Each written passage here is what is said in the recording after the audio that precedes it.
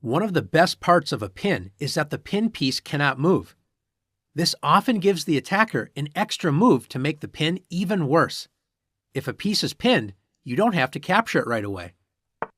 If you remember the lesson on counting attackers and defenders, you'll know that it's important to keep adding attackers to outnumber the defenders. Let's take a look at some examples together. In this position, Black's rook is pinned to the king, so Black brings the king closer in order to protect the rook. Notice that the rook is still pinned. How can White pile on more pressure to the pinned piece? That's right, push the pawn. White now has two attackers against the rook, so Black's king cannot recapture when the rook is captured.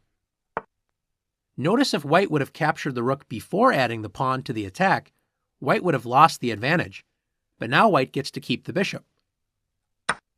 White simply wins the rook. Let's take a look at another example. In this position, White's knight is pinned to the queen. How can Black pile on more pressure to the pinned piece? That's right, with the knight. Knight to d4. Now White will lose the knight because if White recaptures with the queen, Black will take the queen as well.